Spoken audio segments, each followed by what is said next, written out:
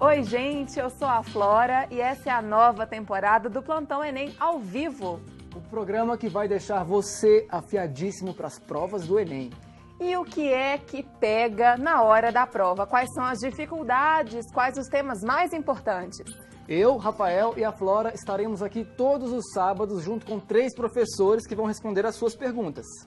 É isso aí, gente. Tire suas dúvidas ligando pra gente ou então passando um e-mail. Participe! É o Plantão Enem ao vivo 2012. E hoje falaremos de História, Geografia e Sociologia com os professores Eliano, Geraldo Elvio e Willer. Professores, bem-vindos ao Plantão Enem. Obrigado. A gente podia começar falando da Sociologia, né, professor? Que começou no Enem ano passado. E o que caiu na prova? O que os alunos podem esperar esse ano, professor? Então, a Sociologia já no ano passado, e eu acho que vai ser uma característica mesmo, né, das provas de Sociologia, ela apresenta uma diversidade muito grande de questões, né, que vão desde bullying até desigualdade social, passando por democracia, cidadania, por questões étnico e raciais, enfim, violência urbana, né? Todas essas questões são, é possível que a gente encontre nas provas. E esse ano há uma questão bem provável, né? Porque por ser um ano eleitoral, uma questão interessante, né? Que poderá cair será sobre exatamente os diversos aspectos relacionados a eleições. O senhor citou aí o bullying, né? O senhor citou alguns temas que podem cair na prova. Como que o aluno pode estar estudando a sociologia? Qual ferramenta que ele pode utilizar, professor? Então, acho que todas essas questões que eu mencionei a gente poderia dizer que são problemas sociais, né? E a sociologia tem como objetivo transformar esses problemas sociais no que a gente chama de problemas sociológicos. E o que significa isso?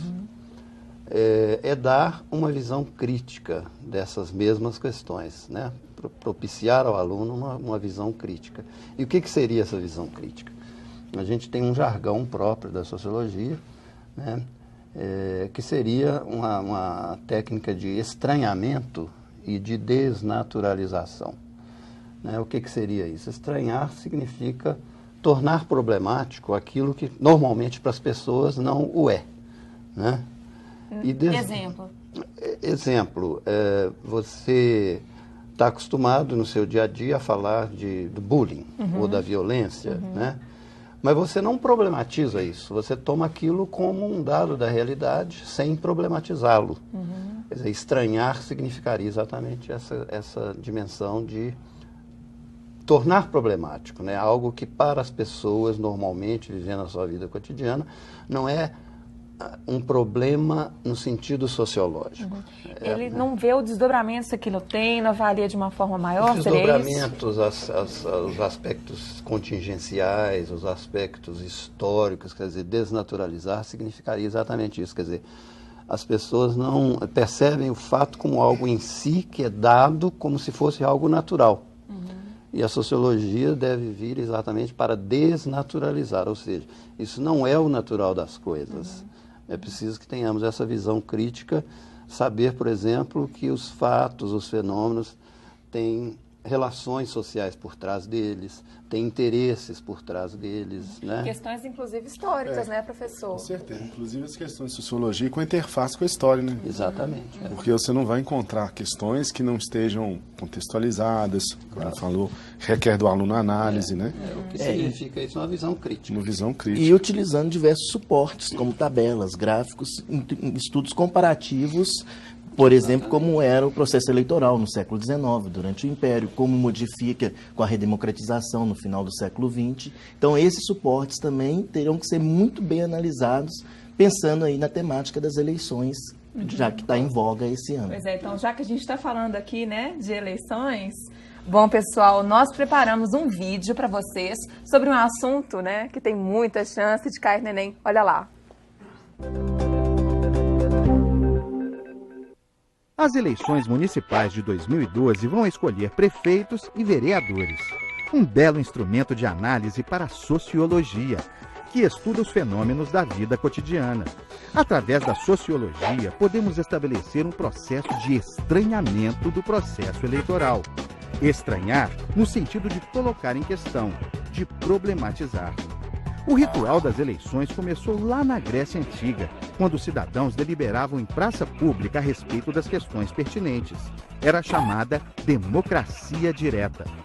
Hoje temos uma democracia representativa, onde os cidadãos delegam a pessoas de sua confiança o poder de decidir sobre as questões importantes para o município, o estado e o país. É como uma procuração passada em cartório. Estamos dizendo aos eleitos: vocês são meus legítimos procuradores, façam e decidam no meu lugar. Como dizer, então, não tenho nada a ver com isso, só tem candidato sem vergonha, vai tudo continuar na mesma? Além de votar, na democracia moderna é preciso encontrar outras formas de participar.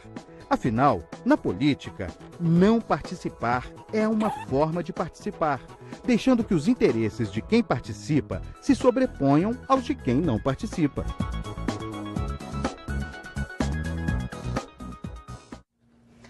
Pois é, muito interessante. Professor, ano eleitoral. Sobre esse assunto, o que pode estar caindo na prova do Enem? Então, o vídeo aí fala muito bem, né, da diferença entre uma democracia direta e uma democracia representativa, né? Porque isso é uma conquista da democracia moderna. Quer dizer, não seria possível você imaginar, né, no caso do Brasil ou de Belo Horizonte mesmo, as pessoas todas decidindo em praça pública, imagine, sobre todas as questões. Então, é um avanço da democracia, né, moderna, essa questão da característica de representação. Quer dizer, daí a importância dos parlamentos na democracia moderna, né? Essa é uma questão fundamental e que chama para outras questões. Quer dizer, o processo eleitoral é um momento ritualístico muito importante, né, de participação das pessoas, mas O pessoal está assistindo o programa, gente. Vamos dizer. A questão da participação, ela vai lado a lado com essa questão das eleições, gerando o sistema representativo. Uhum. E aí a importância que o vídeo chama a atenção, quer dizer, as pessoas têm que encontrar suas formas de participação na democracia moderna. O voto é um instrumento de poder, né, professor? Mas ele não é a única forma de participação. Quer dizer, você tem os movimentos sociais, os partidos políticos, que na democracia moderna também são importantíssimos, né? As ONGs, né? As ONGs, né? Sindicatos, enfim, são todas formas de participação política que vão além desse processo ritualístico da eleição, que também tem a sua fundamental importância. Com certeza. Né? E vamos ver se o pessoal tem dúvidas sobre isso. E aí, Rafa, tá chegando participação pra gente? Tem. Falando em participação, né? Chegou uma pergunta aqui do Pedro, daqui de BH, e ele pergunta, professor, se os partidos políticos devem ter ideologias. Nossa, vamos começar com o que é ideologia, para a gente poder entender, né? Vamos dar base. É claro que é possível definir ideologia de várias maneiras, né?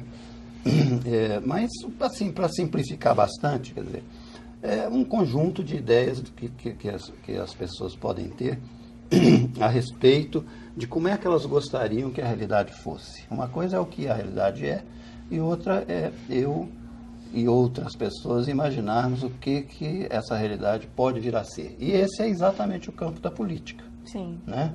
A política é exatamente a ação coletiva no sentido de transformação da realidade de uma determinada forma para outra. Sim. Que a gente quer e deseja. Né? Nesse sentido, os partidos políticos, eles devem, numa democracia, encarnar exatamente isso. É claro que, numa democracia como a nossa, ainda muito incipiente, os partidos não encarnam muitas vezes essa questão. Eles são aquela coisa que na nossa linguagem a gente já inventou até termos, né? Os partidos fisiológicos, que estão ali para outras finalidades que não trabalhar por determinadas ideias em termos de política, de conseguir que através de políticas públicas, fazer com que através de políticas públicas a gente consiga implementar determinados projetos, etc, etc. Então, nesse sentido, sim, é claro, os partidos devem ter ideologia, sim. E é importante, né, que o jovem, ele saiba quais são. É claro, isso? Exatamente. Daí leitura, né? No Enem é importante isso. O jovem acompanha as leituras, jornais, revistas, que está em foco na mídia, né? No Brasil, no mundo. Importante Até porque, isso. durante um longo período se tratou a ideologia como algo ruim. Sim, né? é um termo pejorativo, classe, né, o termo professor? pejorativo, a ideologia está no outro. Sim. Né? Tradicionalmente foi tratado. Os estudos do final do século XIX e no transcurso do século XX é que propiciaram alargar, ampliar esse conceito de ideologia. Então, você tem a ideologia da classe dominante, que é a ideologia dominante, entretanto, você tem outras ideologias. Então, com certeza, os partidos, os sindicatos, as organizações não governamentais, a igreja, né, as diversas instituições da sociedade possuem suas ideologias. E elas vão ser manifestadas de diferentes formas.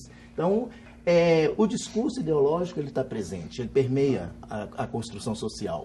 Né? Então, o aluno tem que ter atenção nesse sentido para pensar, analisar, refletir criticamente sobre esses diversos discursos ideológicos. Inclusive, um dos pontos aí da competência e da habilidade é a questão da alteridade, né?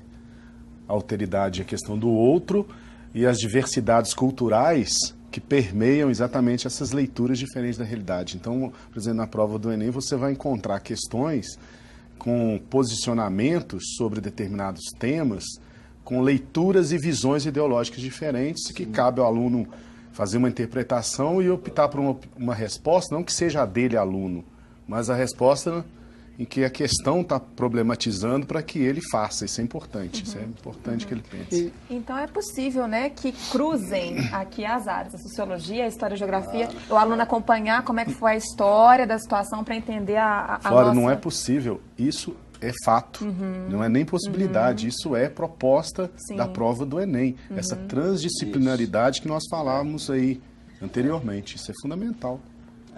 Tem uma pergunta que chegou aqui, estamos próximos aí das eleições, né?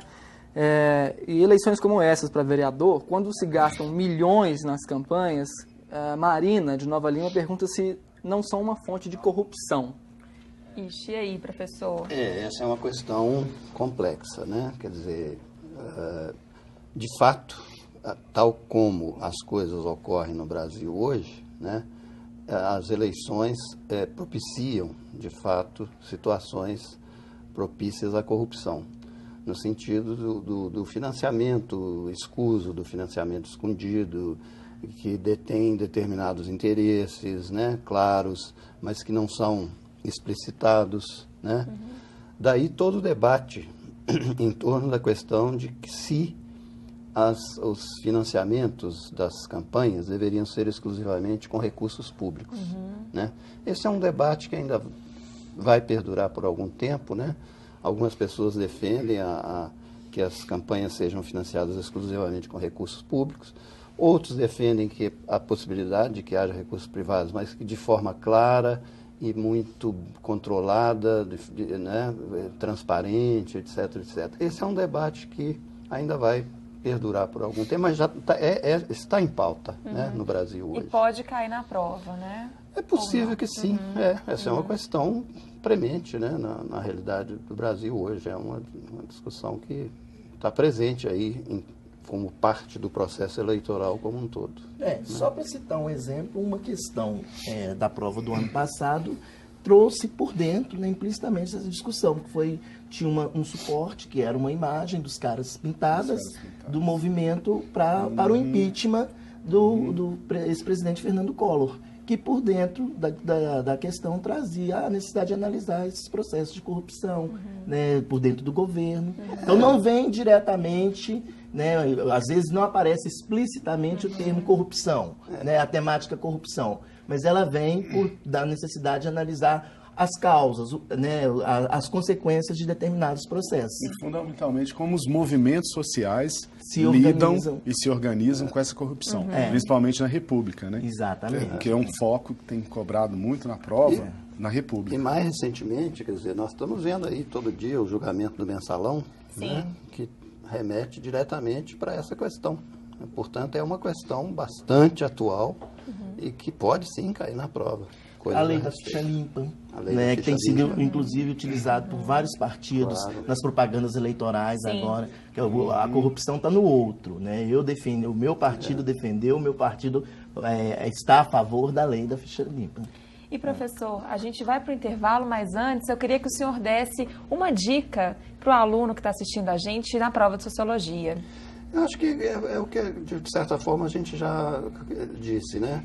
A questão da possibilidade de uma diversidade muito grande, né, das temáticas, a questão de problemas mais atuais, quer dizer, isso... Ler um jornal, acompanhar uma revista, internet... Claro, e sempre ter essa preocupação, quer dizer, de que como que eu possa vir a ter uma visão crítica daquele problema específico. Crítica nesse sentido que a gente colocou antes, né? De como é que a sociologia pode contribuir para essa visão crítica. E eu acho que é essa, ou seja, não adianta decoreba, não adianta, né, as pessoas ficar achando que vai cair como na história, datas e não sei o quê, não. São questões que vão exigir um certo raciocínio. No caso da sociologia, nessa questão específica, né? De como é que eu posso ter uma visão crítica desse problema. Eu acho que essa é a questão. Uma boa dica, né, professor? Nós vamos para o intervalo. É isso aí. Tirou suas dúvidas? Não? Liga pra gente, passa um e-mail. Não fique com as dúvidas para a prova, a gente já volta.